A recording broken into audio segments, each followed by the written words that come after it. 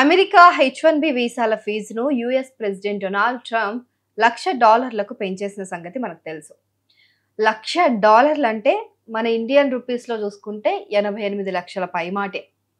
దీంతో ఈ హెచ్-1బి వీసాలపైన ఇప్పటికే అక్కడ పనిచేస్తున్న వారు, కొత్తగా అక్కడికి వెళ్ళాలనుకునే వాళ్ళ ఆశలపైన నీళ్లు చల్లినట్లుగా అయింది. అయితే ఈ నేపథ్యంలోనే హెచ్-1బి వీసాలపైన అమెరికాలో పనిచేస్తున్న భారతీయ ఐటీ ఉద్యోగులు ఎంత సంపాదిస్తున్నారు, అసలు ఎందుకు అమెరికాకు అంతగా వెళ్ళాలి అని అనుకుంటున్నారు, వారి జీతాలేంటి, అక్కడ వాస్తవ స్థితిగతులు ఎలా ఉన్నాయి అని చాలా మంది ఇప్పుడు తెగ సెర్చ్ చేస్తున్నారు.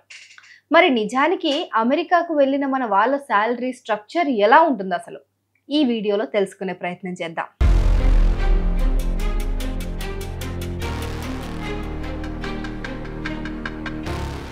అమెరికాలో పనిచేస్తున్న భారతీయ ఐటీ నిపుణులు, ముఖ్యంగా ఇన్ఫోసిస్, టీసీఎస్, విప్రో వంటి భారతీయ ఐటీ సంస్థలచే నియమితులైన వారు మరీ అంత ఎక్కువ జీతాలు ఏమీ పొందడం లేదు. నమ్మడానికి కొంచెం కష్టంగా ఉంటుంది, కానీ వారి జీతంలో అత్యధిక బేస్ పే ఉంటుంది కదా, అంటే ఫస్ట్ మనకిచ్చే ప్రైమరీ పే, ఆ దానికి ఉండటం వల్ల మొత్తం ప్యాకేజ్ చూడగానే చాలా అట్రాక్టివ్గా అనిపిస్తుంది. అమెరికన్ టెక్ కంపెనీలతో పోల్చితే గణనీయమైన తేడా చాలా స్పష్టంగా ఉంటుంది, అది మనకు తెలియదు.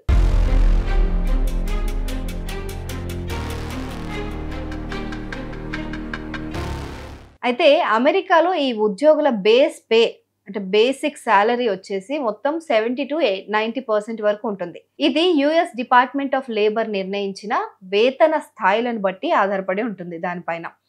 అయితే జాబ్ రోల్, దాని వాళ్ళ ఎక్స్పీరియన్స్, ఇక వర్క్ చేసే ఆ ప్లేస్ ఏ ఏ ఏరియాలో చేస్తున్నారు, ఒక రాష్ట్రంలో అంటే కనెక్టికట్లో చేస్తే కొంత ఎక్కువ ఉండొచ్చు, డాలాస్లో చేస్తే కొంచెం తక్కువ ఉండొచ్చు, ఇలా పరిస్థితులను బట్టి మారుతూ ఉంటుంది. సాధారణంగా అయితే భారతీయ సంస్థలు తమ హెచ్-1బి ఉద్యోగులకు $65,000 నుంచి $90,000 మధ్య బేస్ పే ఉంటుందని చెప్పి మనకు అందిన సమాచారం.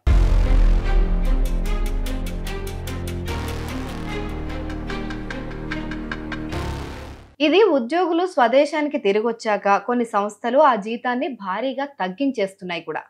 సో అక్కడ ఇన్ఫోసిస్లో వర్క్ చేసిన వాళ్ళు ఇండియాకి వచ్చేసిన తర్వాత అంతే శాలరీ ఇక్కడ ఇస్తే వాళ్ళకి ఇక్కడ చాలా ఎక్కువ డబ్బులు అన్నట్టు అది. సో ఇక్కడికి వచ్చిన తర్వాత ఇక్కడి స్థాయిలను, ఇక్కడ జీతాల రేట్లను బట్టే జీతాలు తగ్గించేస్తున్నాయి. సో ఇదొక ప్రాబ్లం. ఇది మొత్తం ప్యాకేజీలో 10% కంటే తక్కువగా ఉండడం మనం గమనించాలి. అయితే పిఎఫ్, గ్రాట్యుటీ వంటి లీగల్ బెనిఫిట్ల నిర్వహణకు మాత్రం ఇది ఉపయోగపడుతుందని చెప్పొచ్చు.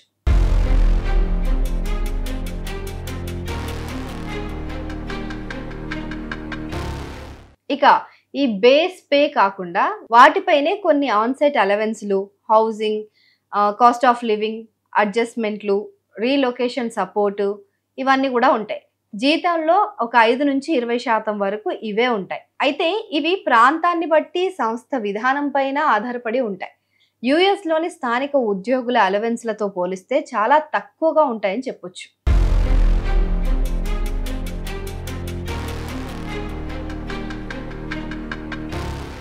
బోనస్లు సాధారణంగా జీతంలో ఒక 10% లోపే ఉంటాయి. సీనియర్ ఉద్యోగులకైతే కొంత మెరుగుదల బాగానే ఉన్నట్టు అనిపించినా అవి యుఎస్ కంపెనీలు ఇచ్చే ప్రోత్సాహకాలతో పోలిస్తే చాలా తక్కువగానే ఉంటాయి.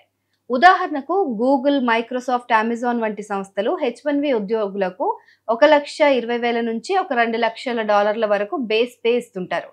అదనంగా ఈక్విటీ, స్టాక్ ఆప్షన్స్, ఇంకా ఎక్కువ బోనస్లు ఇవన్నీ కూడా ఇస్తుంటాయి ఈ కంపెనీస్.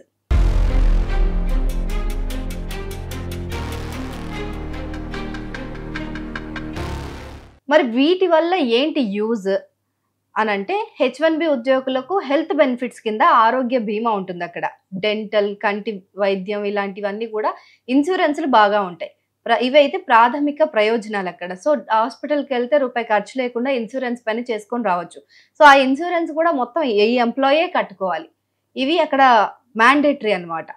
సో ఇక్కడ ఇండియాలో లాగా మీకు ఇష్టం ఉంటే కట్టుకోండి, లేదంటే లేదు అన్నట్టుగా అక్కడ ఉండదు. ఖచ్చితంగా పే చేయాల్సిందే. ఇవి సాధారణంగా కుటుంబ సభ్యులను కూడా కవర్ చేస్తూ ఉంటాయి. సో అయితే భారతీయ ఐటీ సంస్థలతో స్టాక్ ఆప్షన్లు, ఈక్విటీ వంటి లాంగ్ టర్మ్ ఇన్సెంటివ్లు చాలా అరుదుగా ఉంటూ ఉంటాయి.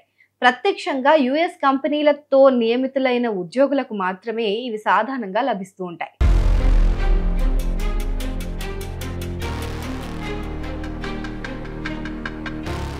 ఇక పరిస్థితుల్లో H1B వీసా పైన ఉన్న భారతీయ ఉద్యోగులు అమెరికాలో మెరుగైన క్వాలిటీ ఆఫ్ లైఫ్‌ని అందుకుంటున్నారు. కానీ తమ స్థానిక సహోద్యోగులతో పోలిస్తే చా రిపీట్.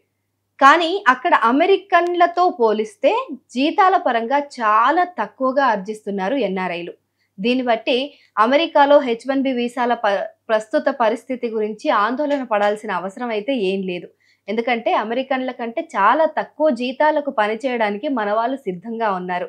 సో, కంపెనీలు కూడా మన వాళ్ళని అక్కడ జాబ్ ఇవ్వడానికే ఇష్టపడుతూ ఉంటాయి. ఎక్కువ సాలరీలిచ్చి, ఎక్కువ పేమెంట్లు ఇవ్వడం కంటే, తక్కువ సాలరీలతో ఎక్కువ పని చేసే ఎన్ఆర్ఐలకి జాబ్స్ ఇవ్వడానికి ఎప్పుడూ ఆ కంపెనీస్ అనేవి సిద్ధంగా ఉన్నాయి.